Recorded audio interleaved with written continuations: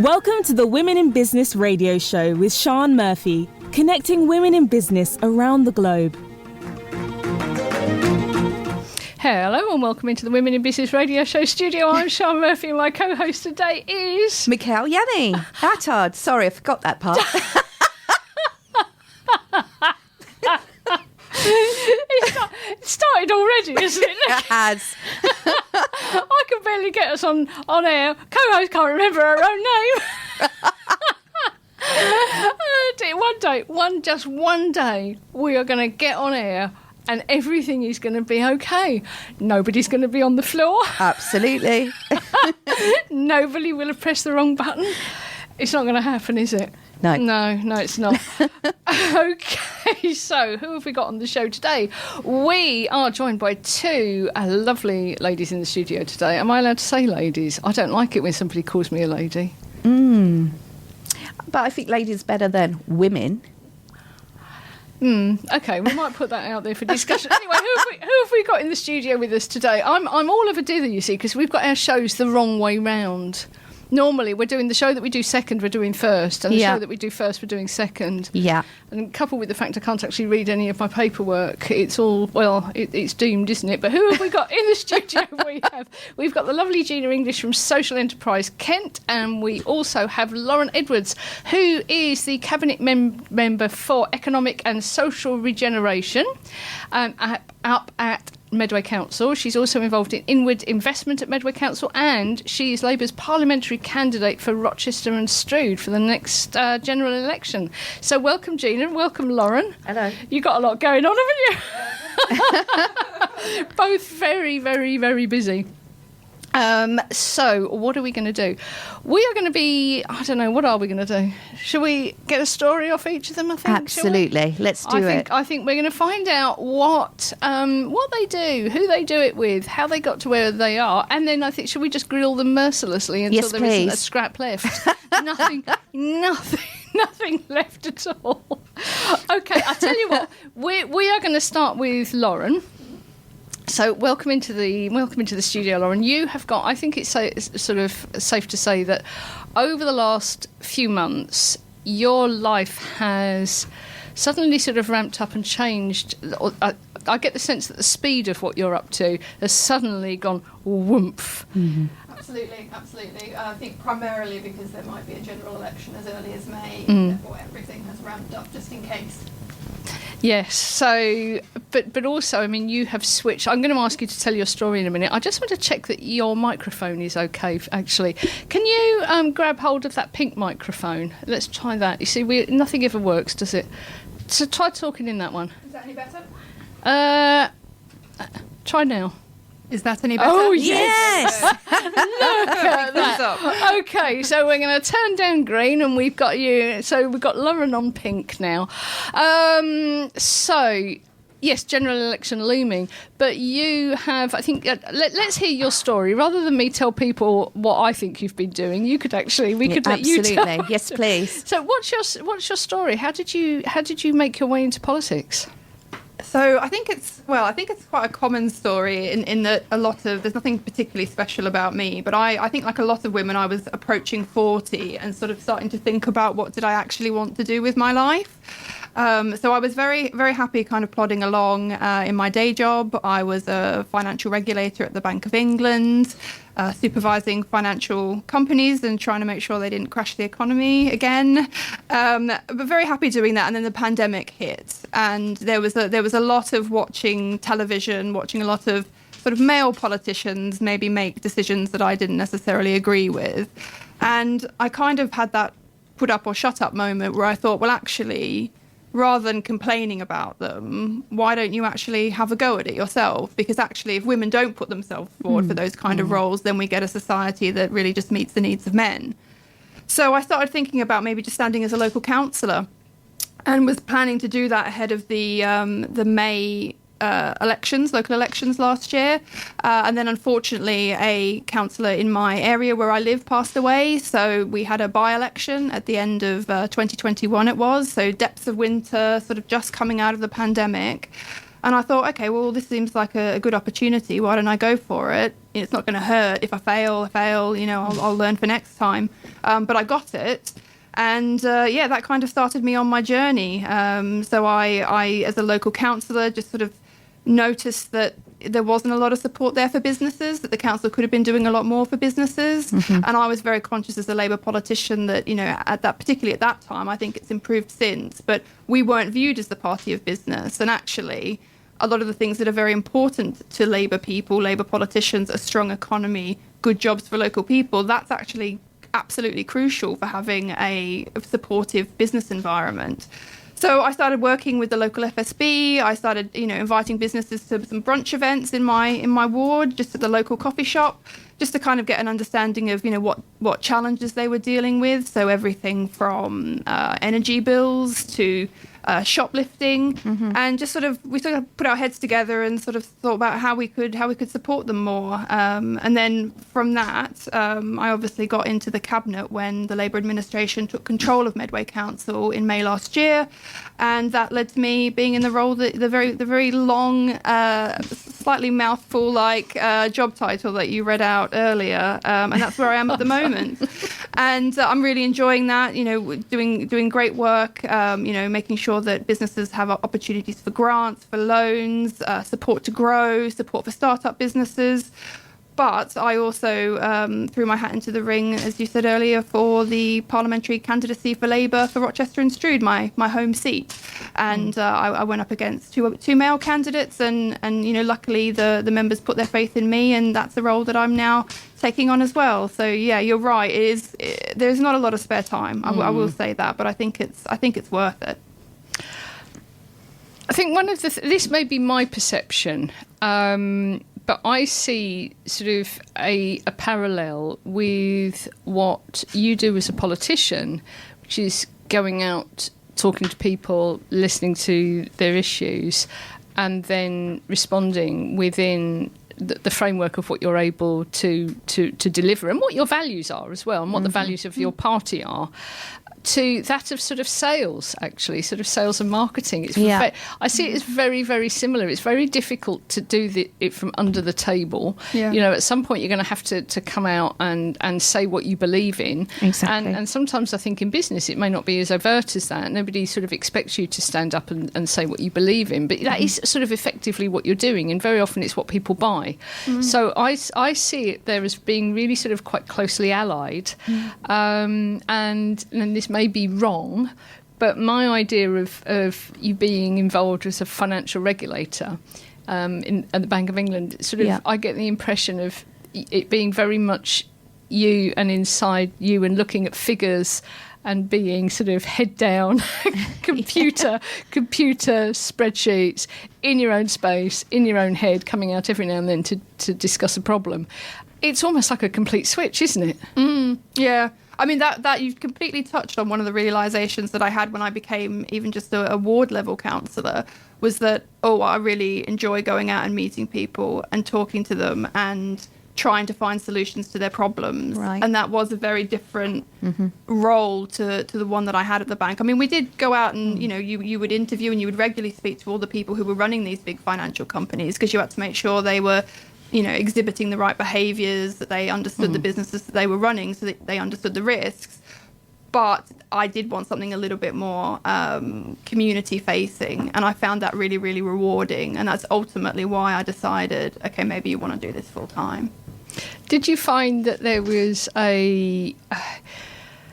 was there any sort of mental shift, or did you need to do anything to sort of look after yourself? Because that is really quite a change.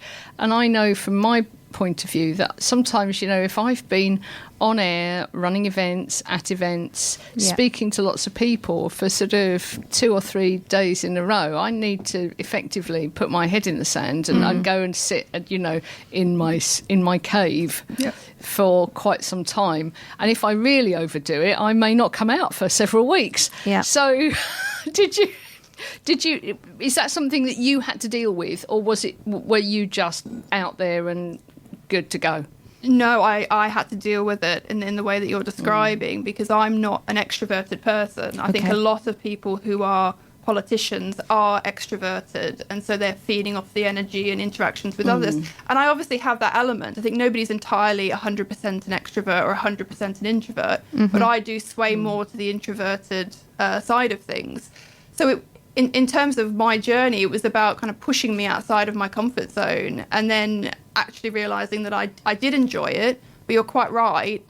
If I have a day of back-to-back meetings, I completely need some compression, some downtime at the end of that day. Absolutely. Which can be difficult when in council meetings. I mean, I had one last night that went to nearly 11 o'clock at night. So it is very hard to manage it. But I think it's really important that the people who are a little bit introverted have some space in public life as well. You know, it's not necessarily the people who shout the loudest or who speak first who should be having a say. Sometimes the qualities of being slightly more introverted, thinking things through, looking at it from different angles, are really valuable skills in public life. Having time to reflect and being allowed to reflect. Yeah, absolutely. Yeah. So, what's been your biggest challenge doing this, do you think? I think you do have to develop a thick skin. You know, everyone's got an opinion on what you're saying or doing, and I think you just have to just take on board feedback, like any job, get what you can from it, recognize maybe where you've made a mistake, learn from it, put it to the back of your mind, move on. And sometimes for me, you know, negative feedback or criticism, if it's justified, I'll go through that process. Sometimes it's not, and then I just say, okay, this is more fuel for the fire. Just keep putting yourself out there. Because I suppose with what you're doing with that political side of things is that you are going to get people who are coming after you simply because that's what they want to do. And I suppose we see a lot of that actually on social media at the moment, don't we? A lot of heroes, absolutely such brave souls, sat behind their computer abusing people from from the safety of their lounge, you know, off their sofa. And I suppose as a politician, you're almost automatically sort of putting yourself in that firing line, aren't you? Yeah, absolutely. But I certainly went into it knowing that would be the case, because I had worked in politics before. And I think it's unfortunately has the impact, particularly for women, of thinking, I'm not going to put myself in that space. And I completely understand that. But I think if we all do that, then we have a world entirely run by men. So that's why I just keep pushing myself, just water off a duck's back. Do you think, we don't often entertain the thoughts on this show, or in fact in the Women in Big Business Big Show either, of women having more of a problem or you know, having something to deal with that perhaps a bloke doesn't have to deal with.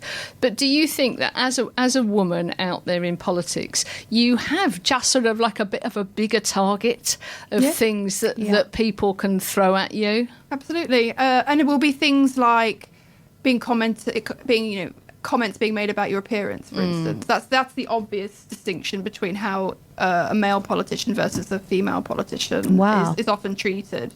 A lot of women parliamentary candidates will get men, you know, saying favourable comments about their looks or negative comments about their looks, but actually you don't want any of them, do you? Exactly. The point is that it's not relevant for the role that they're going for. So it's commenting on something that actually is never coming up for a male candidate. That's the big distinction. Yeah, and I mean, one thing that a couple of things have suddenly sort of come to mind. One is that I think, say, I remember Boris Johnson getting a lot of comments about his hair, for instance. So I'm not sure, you know, does it happen to men, but maybe we don't notice it as much?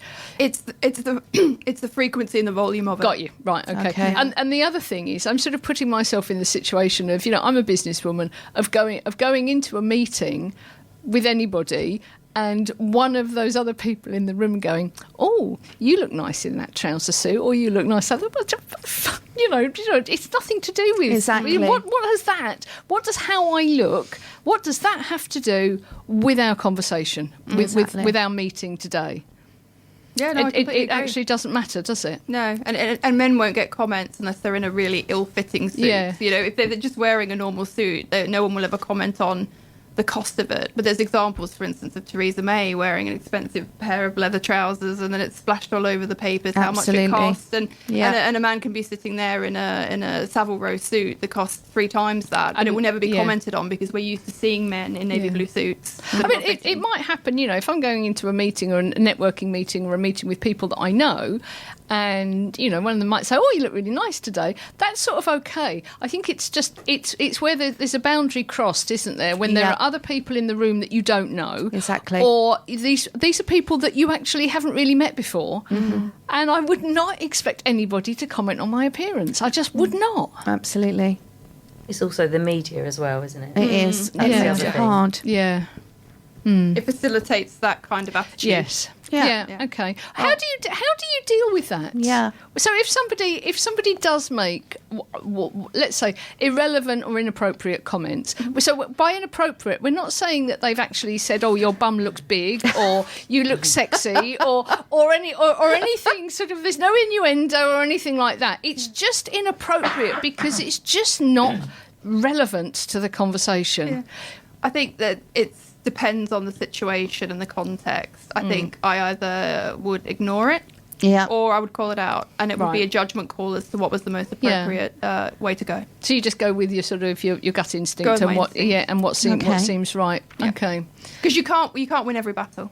No, you've got to choose your battles. It's true.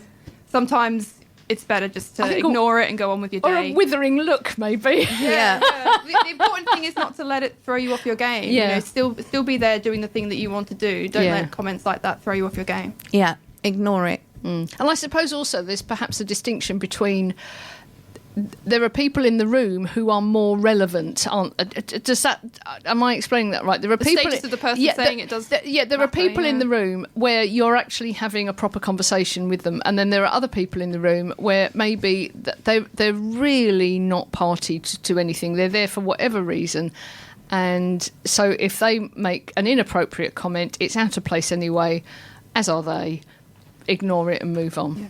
Yeah, I think if I was in the room, for instance, and there was a junior female council officer there with me, I probably would be more inclined to call it out because I want her to see, absolutely. That this is inappropriate. So I would kind of do that for the benefit of other women rather than myself. I get that. And it's how we get reputations for being difficult, isn't it? Absolutely. It's how this happens, but.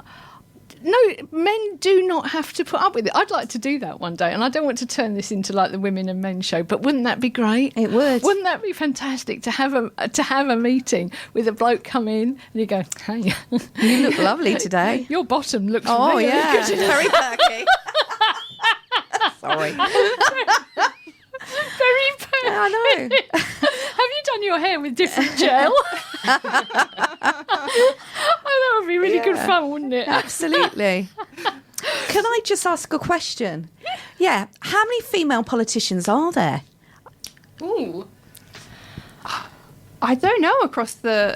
Do you mean politicians as in like MPs? Yeah. Yeah, MPs. I'm trying to think how many there are. I wouldn't know across the whole council. Councillor MPs. I mean, there are a lot more of us than there used to be. Okay. I mean, the famous example is the sort of Blair babes of 1997 when you had this influx of women, and that was really positive in terms of changing the culture. And, but they were called Blair babes. But they were called Blair babes. So okay. Hey, you're welcome. Welcome, but we're going to have to call you babe. Yeah.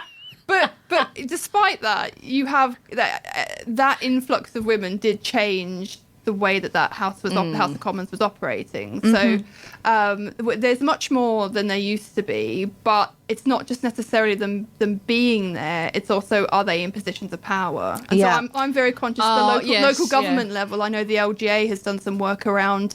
Actually, I think they're going to be doing some training and that kind of thing to try and say to women in local government, there's a problem here about a lack of women leaders and deputy leaders of councils. Yeah. So they've definitely identified that as a gap. So even if you had 50-50, you also have to look at, okay, but who's actually running it? Are they in position? I'm going to. I don't know if this is controversial or not, but why is it a problem? Yeah. Why is it a problem if there aren't women in positions of power? Because then you're not getting decisions that are being made reflecting women's experiences. Yeah, that sounds plausible. different point of view as well, Yeah. isn't it? Yeah. For different solutions to different problems. Yeah. I sometimes wonder, I've heard quite a few times that we wouldn't have world wars and all of this carry on if women were in charge. I'll tell you what, I wouldn't have the energy for it. I've got other stuff to do. I really have. I've got other stuff to do. Yeah. Than that sort of thing. That you can often get in within these arguments comments around, oh, women are just, they're more peaceful, they're more nurturing. Yeah. And I do really reject that because Yeah. that seems very No, stereotypical. Stereotype, We definitely. are complex people, we are competitive people. Yeah. But there are some experiences that are unique to women and the experiences that they have going through life. And if they're not in the room when the decisions are being made, that's a problem. Because how are we ever going to get society to reflect the things that we want and we need as a group of people who do have a lot of differences within them, but actually there's a lot of commonalities across race and various other characteristics, that being a woman, how you're treated in society, and the steps that we can take to make that a better experience. Yeah. I'm going to ask you for a top tip now, actually, because I might well forget.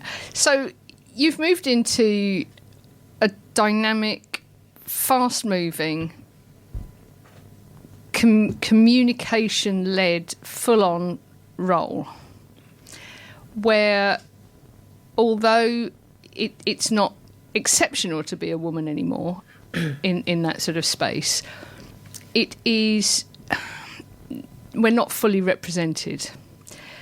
What is your top tip for actually going forward and doing that?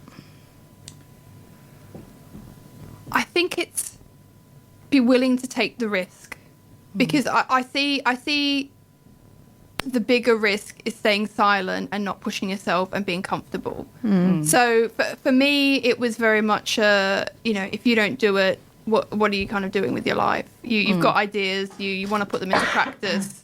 Don't cede the ground to other people. Take the risk. Yeah, you might fail, but I think sometimes as women we're a little bit more cautious because society isn't really set up for us, and we do face so many barriers that you can then think, well, is that really for me? That's going to come with a lot of grief. And I would just say, whatever your purpose is, push on through that uncomfortableness, push on through that, oh, this is a bit risky, and just see where it takes you, because then at least you've tried. Yeah. And you said purpose. So are you aware of your purpose now? Or is it emerging? I think it's an evolving picture. I think definitely the pivot towards politics is that fundamental thing about making a difference in line with your values. It sounds very cheesy, but that is my purpose. I do want society to be structured in a different way to it is, and this seems the good vehicle to bring that about. And that is particularly around women's experiences, making our society in the UK better for women to live and work and do everything that they need to do. So I do see that as my purpose. And if that comes through Parliament or it comes through local government, it's still making a difference and making other people's lives better. So I definitely see that as my purpose. I think you've done more than dip your toe in the water. I think it's safe to say that your journey is nowhere near over, but you've done more than dip your toe in the water. You are now fully entrenched in local government, potentially about to become fully entrenched in national UK government. Yeah. You've made a move from being employed into a totally new world. What do you know now that you wish you'd have known when you started that journey? Ooh, that's a tricky question. Do I wish I knew now? I think maybe I wish I'd really understood the time commitment around running things. So there's a very different being in opposition in politics and being able to say you're doing that wrong and asking good questions versus actually running something like a department with people and being responsible for council taxpayers' money. There's a huge amount of time and energy that has to go into making sure that job's done properly. And I think it's very hard to do that around a full-time job in a cabinet role. And I would actually, in my ideal world, you would be able to just focus on that role and you'd be paid enough that you could do a really good job of that. But the time commitment and the work that's involved is significant. And I really love it and I relish it. But I do think that maybe when you're first getting in, you don't think about, if I'm actually running things, it's going to take over my life. I'll tell you what, it is really different, isn't it? Because you're in the, I want to say comparatively easy, because you still have to go about it in an intelligent way and a constructive way. But there's a big difference, isn't there, what you've just said, between challenge and delivering. Yeah. Yep. It's completely different around owning any mistakes that you make, about being accountable. It's been a real point of professional maturity for me to go through that process, I think. I mean, it's I obviously had that in my previous role, but it probably wasn't the level of scrutiny that there is when you're in politics. But it is the rough and tumble. It's hard. It's sometimes dirty work, but it's what you need to do if you want to make change. Because I want to say it's easy, but it's easier seeing the gaps in performance when you're on the outside, isn't it? They can become quite obvious. Yeah. Whereas when you're in the thick of it and you're actually responsible for delivering, I don't know why we get people in to look at our businesses, or why we go in and look at other people's businesses. Yeah. It's not just a skill that you're taking; it's actually an outside eye. Yeah. Absolutely, it's a fresh eye on it, pulling it apart. Absolutely, you need that in politics, just like you need in business. Is sometimes to take yourself away from the day-to-day challenges and tasks that you're doing, and actually think, okay, what's the big picture here? Where do I want to be in 5 and 10 years? And that's a very difficult process, but that's a very similar process that I think you have to go through as a business and also as somebody in politics. Yeah. I think we need to get you back on the show in the future, because I want to see now what the next stage is for you and what you've learned. I think there is so much experience that you can bring. As not just as a woman, but as somebody moving forward into that sort of role, and just balancing what you're doing and your time management and all of that. That's a whole other show. Time management. Absolutely. So I think you bring a very different perspective I think you bring a very different perspective on productivity that I think we'd like to explore further. But for now, we're going to say thank you for being here. You're not going anywhere. So Lauren isn't actually leaving the studio. She's still here. She is. But we are going to move over and say hello to Gina. So Gina English. Gina, we know. So Gina you're the marketing... so sales and marketing for Social Enterprise Kent, who are lovely friends of the show and also the Women in Business Big Show, because they speak and they exhibit at the Women in Business Big Show. Yep. So welcome into the studio, Gina. I'm going to say, you're not very well, are you? I'm not. No, I have a deeper voice than normal. Yes. And you may have heard me coughing. I'm sorry. So she will be coughing because we're normal people.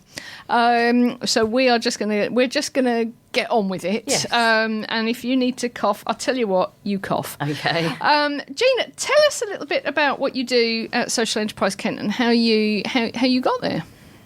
So I've worked in customer services and sales for since I was about 18 years old, and always worked in sort of corporate organisations, just doing that type of role. I like speaking to people. I like going to events and exhibits and meeting people face to face. So that's something that I've always done.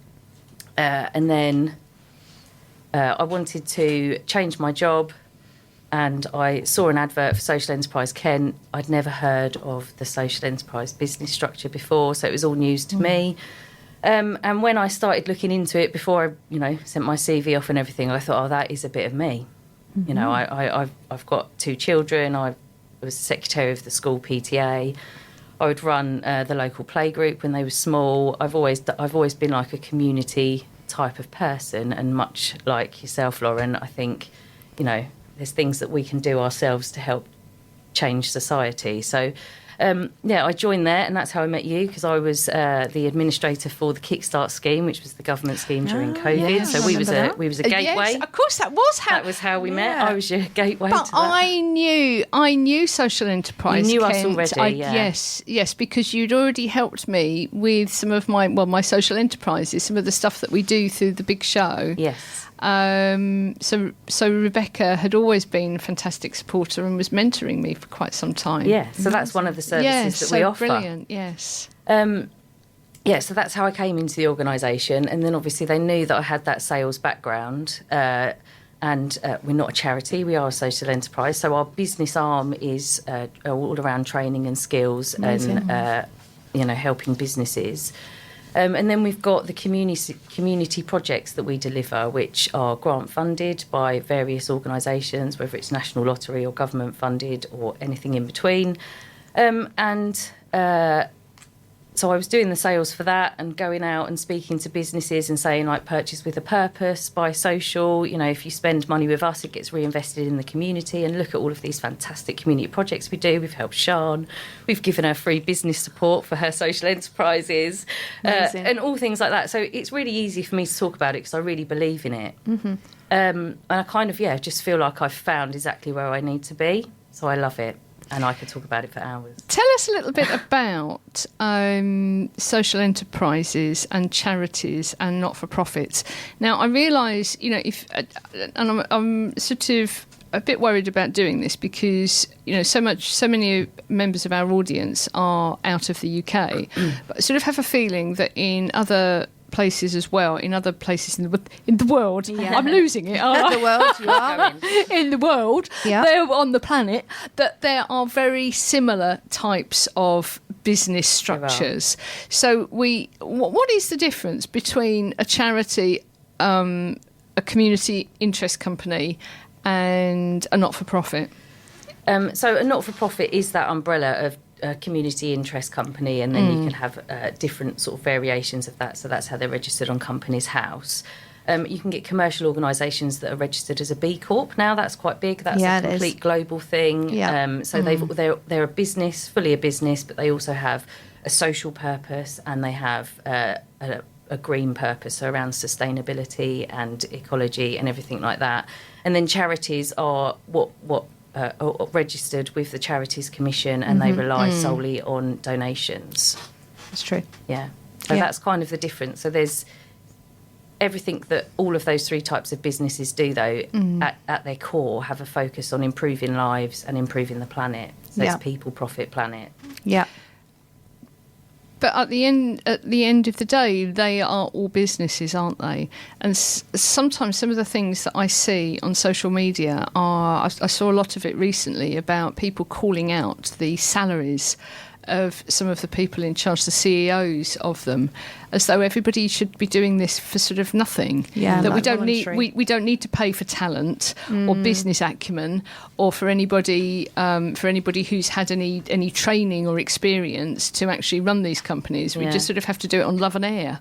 But they're a business like every other business, aren't they? And therefore they need skills. They need skills to be able to do it, and business sense to be able to do it, don't they? Well, the thing is, to be a viable social enterprise, you do have to have a profitable business arm. There's no other way of running it. And we know that during COVID, an awful lot of charities, unfortunately, didn't make it. Absolutely, they Social enterprises didn't make it, and standard businesses also didn't make it. So you need people who are driving it, who have that experience, who have that knowledge and have those skills to make it sustainable. I mean, it's really important, the work we do.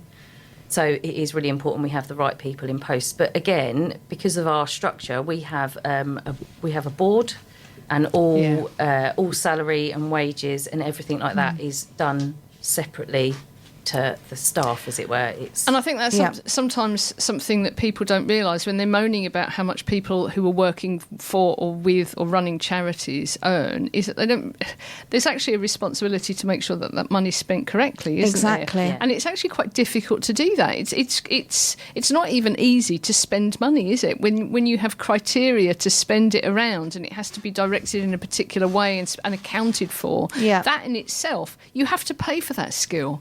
It doesn't come from nowhere. That's true. So all of our grant-funded projects, depending on who the funders are, have different criteria that we have to meet to be able to deliver them. So, for instance, we've got a fantastic project called the Cost of Living Support Programme, and we can deliver it throughout East Kent, but only sort of up as far as Ashford and then east. Yeah. Because that's where the funding allows us to deliver it. Yeah, it's restricted. It's restricted so funds. If someone comes to us from further over in Kent, we have to say, unfortunately, we're unable to help you, and we'll try and signpost them somewhere else. Like, we don't ever want to just say no. But at the same time, we are restricted by the stipulation of the grant funders. Of course you are. We had an employability project that we was running for years and years, and they had to have a certain long-term health condition or be of a certain age. Yeah. So that's kind of the hands we're dealt. But we make sure the money matters. That's kind of what we do. We're in the community. We're feet on the ground. Yeah. And we're really invested in making sure every penny of that grant money is spent doing what it's supposed to be doing. That's what I always say to people, like the government has the money, bigger organisations, they have the money, we have the knowledge. Yeah. So by disseminating it through us, then we know that we're making a difference. Yeah. And that's what's really important. It's quite, I'm just going to say, it's quite time consuming applying for funding in the first place. Yes. And you've got to make sure your numbers are strong as well. Yeah. Because, because you've got not just you guys, but everyone all over the country or anyone in the world that are applying for funding have to make sure that their numbers are strong, the application is strong, what you're going to use it for and what that project is. Absolutely. And not only that, but the funding that is available following COVID and following Brexit has got smaller. Yeah, so absolutely. the European Social Fund was a huge source of funding for the third sector. It was. And that's no longer available. No. So there's the UK Shared Prosperity Fund now, but that is smaller and it isn't as generous as the European Social Fund. I know. So there are challenges. Yeah. And these are just, there's nothing we can do about it. All we can do is, again, make the money we do get really make a difference. So that's our main focus. That's our main goal. And we always do achieve. We are really proud of that. We've got a great team of people who are really good at doing all those things. Now, I don't personally get involved in the bid writing. Okay. But I do see people that do, and it is very involved. Yeah, And, because they you work have to really make hard. those deadlines Yeah. for the application to go through. Lot of justification explaining exactly what you've done with the money. I think starting up a community interest company, it's sort of it can be a really I'm trying to find the words here. You've got a passion, you've got something that you want to achieve, and you're really driven to do that. And if you're not careful, if you haven't got the right team on board, is what you end up doing is managing money but not in a, hey, what am I going to spend this on and what good are we going to do, but in a justifying, doing returns, explaining where it's gone, getting more in, writing reports and for bids, writing reports from where that funding has gone, and you've become a finance administrator, not delivering the wonderful projects and being involved in the community or whatever it was that you wanted to do. In many respects, you've moved away from that, haven't you? And you're a finance person. Yeah, so that is what happens to members of the team. They do end up having to do all of the paperwork side of things. We are quite lucky because we're good at it. We've been established for nearly 40 years. I'm thinking more of people who may have decided to set up a little community interest company or a little charity, something along those lines. I'm saying little. That sounds there is a little. I mean that they're doing it. It's something that they're doing themselves. That they don't have a board and a finance team and all of this. Well, I think you do have to have a board when you have a charity, and you have to have a certain number of directors, don't you, to show transparency and accountability and all this sort of thing. But a lot of people, I think, go into it, because I've seen this happen in a lot of businesses where they go into it where they think that they're going to bring in funding so that they can get more and more involved in the day-to-day support and delivering wonderful things to their community that needs that help. And actually what they find themselves doing is spending 80 to 90% of their time actually preparing for funding bids, explaining what they want the money for, and then doing the returns and the reports to show how that money has been spent and how they're meeting their key performance indicators for all of that. And suddenly we've moved from I'm delivering and helping people and being hands-on to that, with actually being a bid writer and an accountant and justifying what you've done the money, and it's become an admin, high admin role. Absolutely. And I think it can be very, very demoralising. It can be really tough. It can be a really lonely space. some good news I do have for people in Kent and Medway is we've got a project called the Infrastructure Support Fund. So again, we're funded to deliver up to 12 hours, of free one-to-one support and guidance for startups, for established enterprises. Amazing. Like I say, they just have to get in touch, and we'll send a business advisor out to them who can give them all that information. How would they get in touch with you guys? But if you go to our website after the 6th of February, because we're just putting 6th of Feb. Yeah, because we're just moving to a new site, which is very exciting. Then there's contact details on there. You can find details of it on LinkedIn. You can ring up one of the offices and say, I need some business support for my social enterprise, and you'll be pointed in the right direction. Someone will get back to you. There's free workshops included in that. Amazing. There's like I say, so we can do sort of board sessions with you. There's lots of different things. If you need HR advice, finance advice, all of those types of topics, we'll have a business advisor who can come and support you with that. So Social Enterprise Kent is in Kent in the UK. It may well be worthwhile, wherever you are in the world, is going out and having a look and seeing, OK, is there someone in my area? Is there an organisation that is actually supporting community interest company, charitable, not-for-profit startups, and doing that before you find yourself in the situation of actually not doing what you love, actually doing very much what you don't love. And putting measures in place beforehand. I think the problem arises when you have one vision of what starting up your social enterprise is going to look like, and then the reality hits, and 6-8 months down the line, you realise that actually your day-to-day life, if you don't bring in somebody to support you with that, is going to not be even remotely similar to what you thought it was going to be when you set up that organisation. That's right. Even accountants need to also be looking to you, because they deal with start-up businesses all the time. They all people usually go to their accountants and say, I don't know what to do. How can we do things? But if accountants join forces with you guys all over Kent, because you're established in Kent, or all over the world, it would make life a lot easier, because they say, actually, there are some funding pots to help you. Here's the details of social enterprise to your existing clients or who are struggling.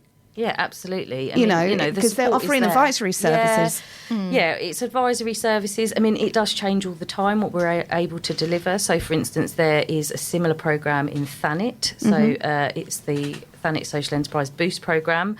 And there's 4 of them up and down the country. So that is very geographically specific to Thanet. But with that, it's for start-up organisations and then social organisations under 5 years old.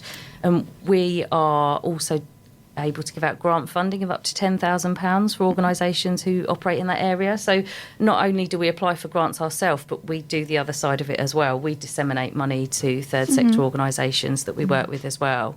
So, like I say, there will be somewhere in your area. You just have to seek them out. Exactly. Yeah. So the Infrastructure Support Fund isn't just for Kent. It's part of the Levelling Up agenda. So there will be that support for other VCSE organisations elsewhere. Okay. So wherever you are in the world, I think if you're thinking of starting up a community interest company, the word that you need to have at the forefront of your mind is accountability. You will become accountable for things that you were not accountable for before, won't you? Yeah. Money that comes your way. I mean, I realise that there are certain funding pots. If you sort of get venture capital, all of this sort of thing, and you may well find yourself accountable to certain people. But the thing with this is that you are definitely accountable, aren't you? If you're running a community interest company or a charity, you're accountable. Absolutely. If you don't deliver on the criteria, your KPIs of your bid, then you won't get the next one. That's the thing. So it is really important. But also, you're running a business at the same time, because you also have to have your business. So you have sort of I think that there's an extra layer in there of admin and reporting that you need to do when you set up a charity or a community enterprise company, that you need to be aware of and you need to be ready for, and either have something in place for you to be able to deal with it, and accept that you are going to spend quite a lot of your time with your head in a spreadsheet. and that's very different to being out baking cookies. Absolutely. Or making things or putting things out or supporting people or being in there getting your hands dirty. That you are that you are going to spend a lot of time with things called key performance indicators, which are your KPIs, and explaining yourself and other that sort of thing to other people. And it's a big learning curve, isn't it? It can be a real challenge. And like I said earlier, we do quite a lot of networking in the sector as well, just bringing people together. And the feedback generally is like it can be a really lonely space, and we find the networking really valuable because people have got the same challenges as me. Yeah. Maybe they've found solutions to those challenges, and then the connections continue after the event as well. It's not just on the day. They tend to then form a bit of a relationship and then help each other through it as well. Yeah. So also it's about getting, finding organisations that can help you run and administer your community interest company, but also finding other people that are running it. So it's good old networking, isn't it? Yeah, good absolutely. old networking and connections wherever you are in the world. Yeah. Find people around you. Find people around you that are dealing with those similar challenges. Yeah. Yeah, absolutely. It is really key. It's building a community. We did one of our annual conferences was all around collaboration. So in business, you tend to try and keep all of your ideas to yourself, all of your profit to yourself. But in this sector, it's more about, right, who can we work with? How can we work with them? How can we make this really work well and meet all of our targets and meet all of our objectives and help all of our people? That's the thing. Collaboration is really powerful, and it's something that I think when you're in just the business world, it's not really that well considered. That's true. Yeah, no, that is. Thank you. Now, you get involved in marketing, don't you? That is what you do. So I'm partway through my Chartered Institute of Marketing qualification. Amazing. Yep. So you I say do marketing for Social Enterprise Kent. Yeah. What does your marketing day look like when you get involved? What sort of things are you doing? Oh, okay. So the Social Enterprise Kent is sort of like about, depending how many projects we've got running, it's like about 12 companies all in one company. So it can be really busy.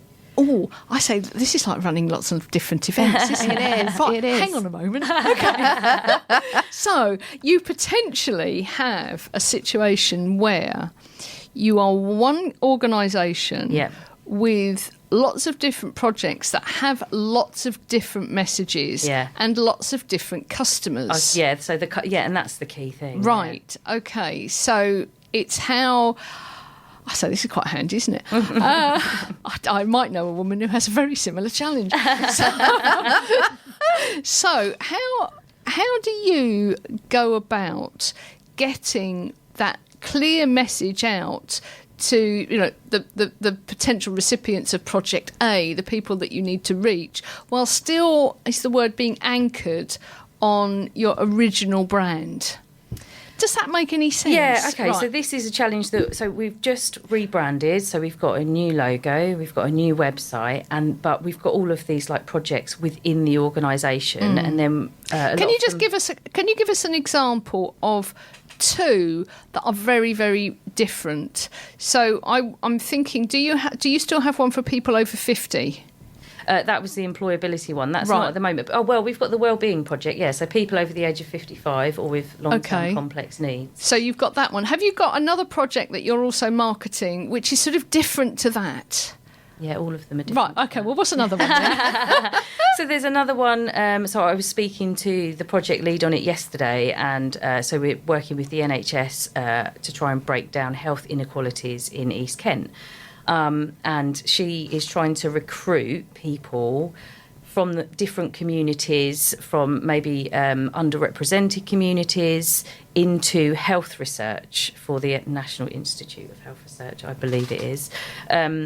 And so her target audience is speaking to those individuals who might want to have their say in health research to represent their community better. So that is a completely different message to trying to target individuals in the community who might be feeling socially isolated, who we want to get out to do wellbeing activities. Okay. So how do you approach that?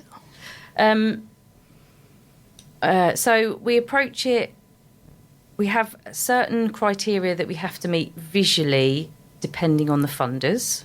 So sometimes we'll have to have certain colours. I'm starting to feel faint. Just actually thinking about this. I know, right? Yeah, me too. And I'm picturing them in my head at the same time, and I'm like, that is busy.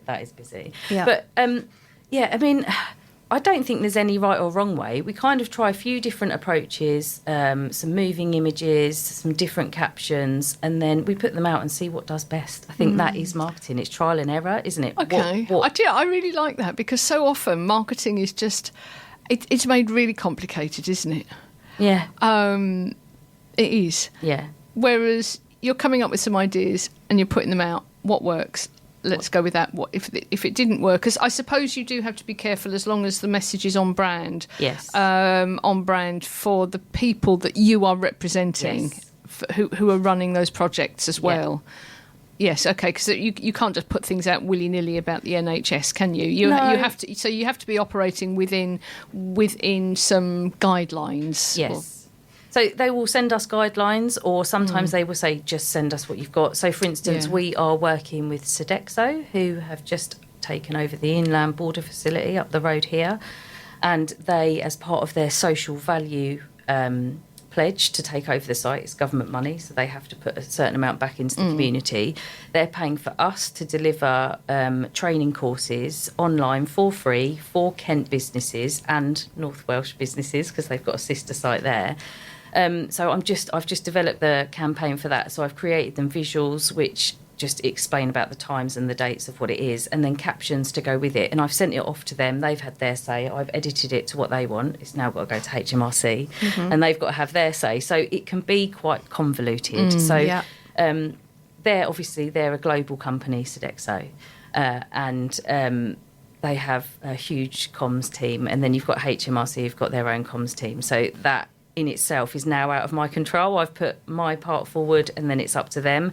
Whereas sort of the one that I'm developing for the health equalities, I can get sign-off internally as long as it goes with those guidelines. So it's all different. Every day is different. So once you've got your campaigns together, they're going out on your social media profiles and your website and that sort of thing? Yeah, so we don't put them across all the channels. We're a bit more selective. Right, I was going to say, so how do you balance? How do you pick and choose and balance?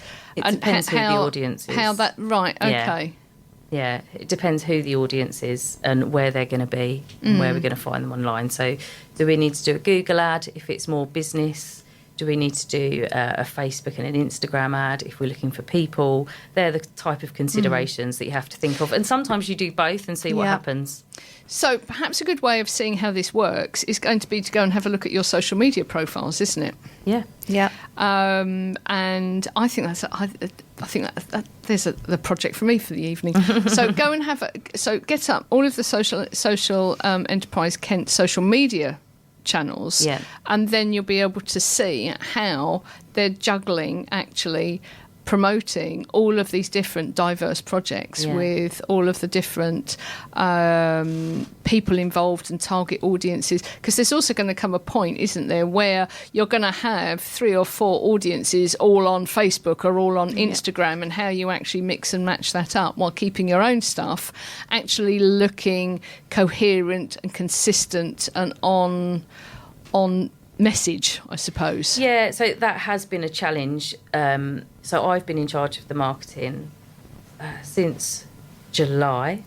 So, and I got an apprentice 2 weeks ago as well. Amazing. Because there's an awful lot to do. She's fantastic. Yeah. Which is being paid for through the apprenticeship levy pot underspend of another corporate who we're working with on another social value project called Amy, who do all of Kent County Council's highways. All right, all the guys in the orange high vis. So we work with their social value manager. I can tell you about that. That's a brilliant thing. So they're paying for her apprenticeship. And that's through a link that we've got. So I'm working with the social value manager at Amy. Her name's Melanie. She is amazing. Amy. And they, like I say, so they work for KCC, doing all of our highways, keeping them running. And they wanted to get young people into jobs with them. So they've got an ageing workforce, but also they've got some really good opportunities within their workforce for young people. And they wanted to particularly work with care leavers. So we developed an employability and life skills training program, which we delivered to a group of 12 care leavers. And then at the end of it, they had the opportunity. So they got a guaranteed interview with Amy, but that's where the support ended. The rest of it had to be done on their own merit. And out of 8 that finished, 3 of them are now working as apprentices with Amy in our highways. So it's some really good outcomes. And they've already booked in for, we call it Elevate, the Elevate programme.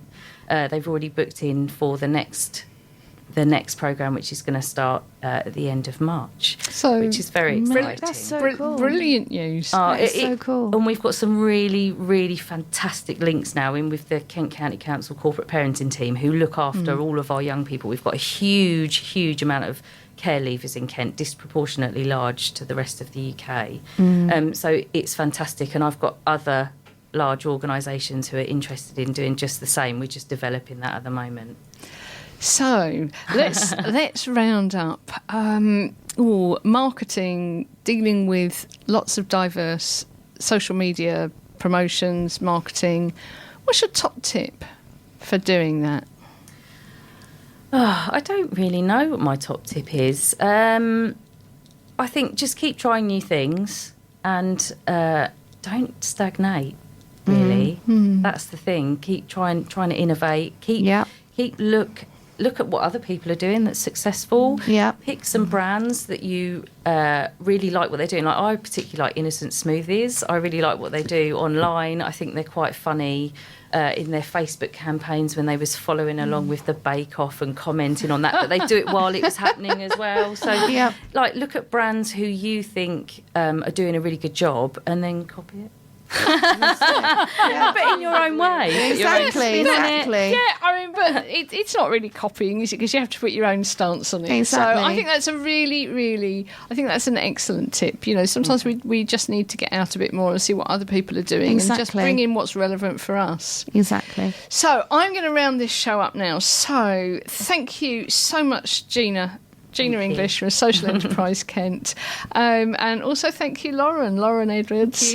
Wow, really amazing journey. So, and thank you also to my co-host, Mikhail Yanni Attard. Have I got? You've got it right. I mean, I didn't get it right earlier. I know your name. So thank you so much for listening, everybody. And we will see you all again soon, very shortly, on the Women in Business Radio Show. Tune in next week to the Women in Business Radio Show for more stories, ideas, and inspiration to help you grow your business.